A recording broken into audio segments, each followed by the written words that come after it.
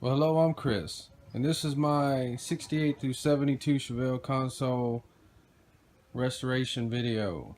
It's not perfect, but I'm going to show you how to repair one of these and the typical problems you're going to have with them. Typical problems: it was never installed right, or somebody just pulled it off and busted it all off. This one's got the floor busted out of it. Got two sets of brackets here that are broke off.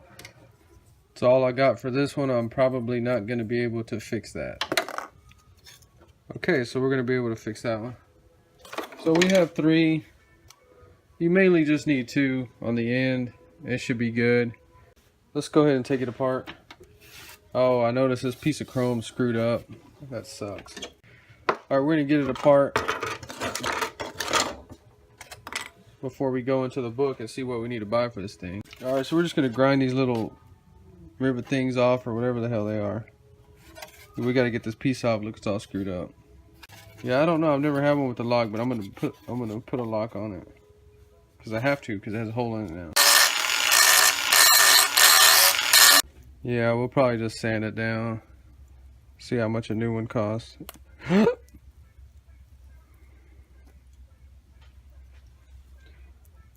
Now we'll be seeing how much a new one costs.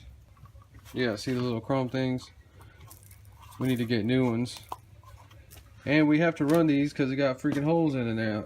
Holes in the thing now, so we gotta run these. I don't know, did somebody make that?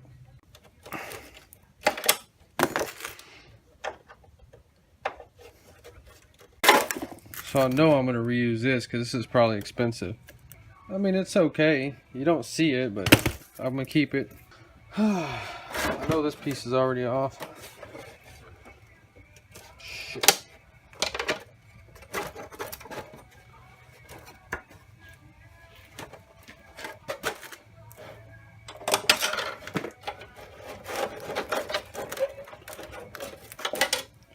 Alright, they have clips. This one was already loose. Right there. Some more right there. Make sure you take those off. Don't pull that, bend that stainless. Damn, this console's in bad shape.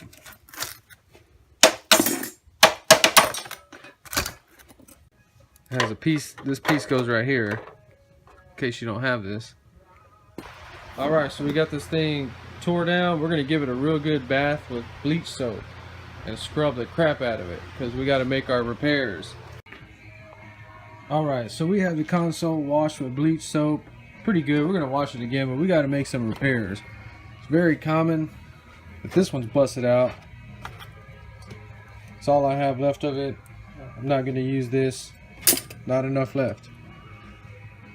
Now, I don't know what the hell they did here. I'm not sure if they have more brackets than that, but I usually just see people put that bracket on the body and then they lay this one and space this one accordingly. So this one also has this front bracket broke, so we're going to go ahead and do a repair and show you how to do it. So on this one, we're going to JB weld it. Okay, now you can repair it however you want, but I just don't think super glue is a good idea. I'm going to put big blobs, stick it, and then we're going to push all around to reinforce it with the blobs. Okay, so it's going to have like a thick backer on it. Always clean the surfaces. This has been washed with bleach soap because it's going to get dirt in it over the years, so just clean them. If you don't clean it, the JB wheel is going to stick to the dirt and it's not going to do anything. Don't get mad at me for turning the fan on, man. There's too many mosquitoes here in Houston, Texas. Sorry. So this doesn't show, so it doesn't really matter. Just make 100% sure you get it real good. That's why we test fit them, because we don't want to put our hands all over this now.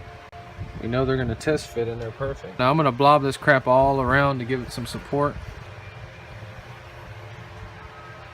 Backing it up like that is going to make a freaking huge difference. Now, anytime you're doing a repair like that, you got to let that dry. I'm not even going to touch that for like a day.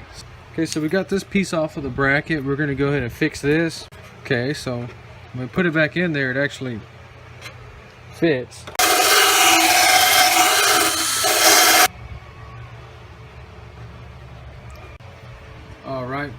I let that dry for 24 hours. Okay, and now for this top piece, you're gonna need lacquer thinner. These, if you have screwed up ones, this has some kind of pitting on it. These come off. You got to be careful. If you bend them, you're gonna have to buy new ones. But I got this one off. You're gonna take lacquer thinner to get this contact cement off, and you're gonna pour lacquer thinner in that channel and rub away that black, because it has holes in it. You're gonna want to repaint it anyway. So let's go ahead and check that out. Put some all over it. You might need to use gloves. We're letting it flow in that channel too. We're wiping. See? No need to sand it or paint remove it. Just look. It's not a magic trick. Now this one is not off yet. I'm trying to get it off, so I'm just pouring lacquer thinner in it, trying to get it to soak in there and hopefully break the bond. So pouring it all up in there, trying to get it to run in. It is coming off. We're gonna get it off better, but we need to get this stupid aluminum thing off. It's not easy, but you don't want to bend it. So we're going to pull it up just a little bit.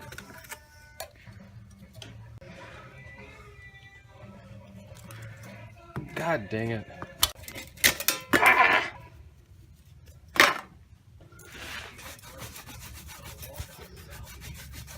mean, you see that dent on there? Do you think there was any way that I did that? Trying to scrape it? I don't think so. You would typically buy new ones. They're like 20 bucks, but me, this one's screwed up. I'm just gonna flip them over and kind of sand that out a little bit, and then hit them with steel wool, kind of give them that brush look. I'm not too particular on stuff like that. I'd rather have it look original than to put some brand new freaking pieces contrasting my not so perfect pitting, you know, original piece. But you kind of get the point. You can take these off carefully and flip them over. But this one, I'm going to try to straighten this. Make sure you get all that pitting cleaned up before you try to glue the new one in there. You're going to bend it all up. Okay, so we're getting this piece ready to paint the black inside of it. Got it all cleaned up. All the glue is gone 100%. You're going to have to get you a new piece of steel wool. This is 0000, quadruple 0. Clean every single little freaking groove. Every single little thing in there. 100%. If you have any pitting, you're going to need to go in there and sand that off smooth before you put your pieces on. Now, I had worked this one. These were the original sides. Remember, they were screwed up. It's a lot of work to do to straighten metal, but just study other videos on that. I'm not going to make a video because I'm not an expert in it. But you can straighten metal and get it perfect. So those are my original inserts. They look pretty good to me. Alright, so we've cleaned this real good with steel wool, washed it with bleach, soap, everything. We're going to go ahead and mask it off and paint the black inside here. So I'm just using a $4 or $5 can semi-gloss enamel. Whatever they used in here was cheap black paint because it came off with the lacquer thinner, so we're just trying to imitate that. Alright, got it masked and cleaned real good.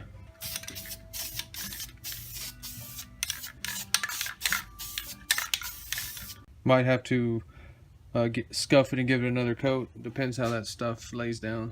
Now to fix this hole, you could do it a bunch of different ways. I'm just going to kind of fit a little piece of metal in here and fit it in with the Dremel. I mean, that's just the way I'm doing it. You can do it however you want. But does that make sense how we kind of ground it out, that it's countersunk now? It's not sticking on top. So this has also been cleaned.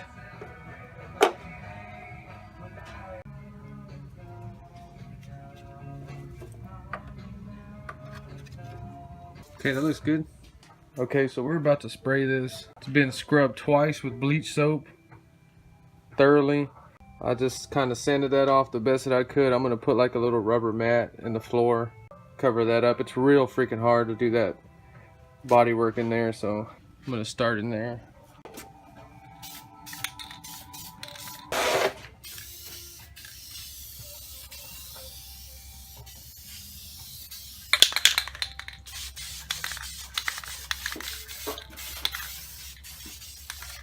Anyway, when you don't worry about them, they always turn out real good. Okay, so I painted the black, came out perfect. Well, perfect as it's gonna get. After I sanded it and got it straight again, I took quadruple zero steel wool and just went down it about 100 times. I'm gonna contact cement these in, but not right now. Just getting everything ready. But you see, looks correct. Same thing with this one. Remember, it was damaged. Flipped it over. Did that side. This thing had to buy it new. So we've got everything restored on this piece. It looks real good. After I painted the console, looks good. They have this little clip. Holds this in. See the angle of that? You can take these little screws, grind off a little bit. Just giving you an idea. See them in there? They work. The 4-speed console is going to have this plastic thing.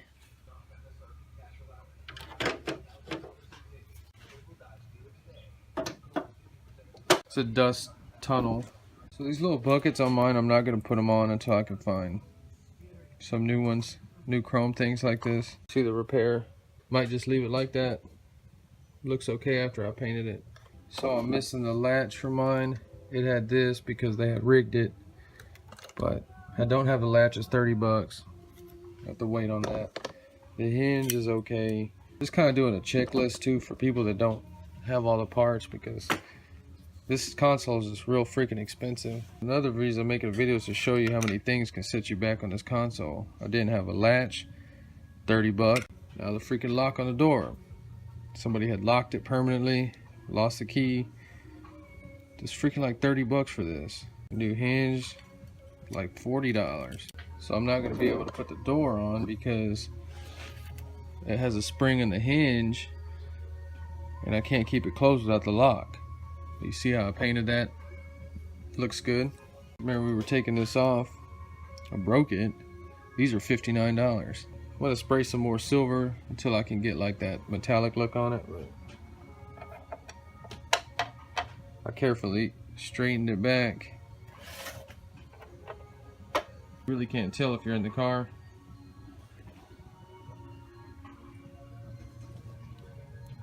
Doesn't look too bad. Now this back piece, I went ahead and painted it too.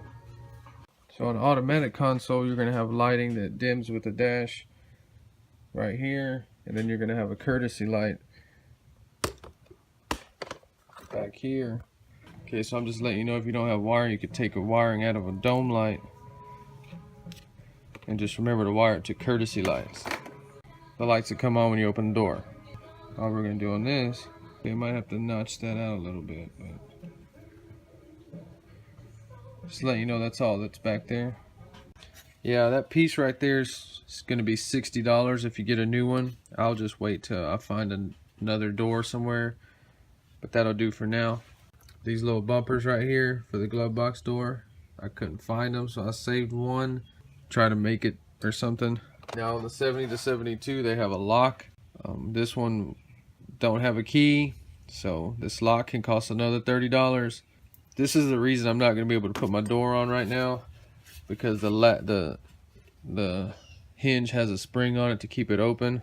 Sorry I'm missing some parts. I didn't put it together 100%, but I'm probably not going to fix that until I have the car on the road. Just trying to give you an idea, let you know you can do it. It's not impossible. If you like the video, please subscribe. Thanks for watching.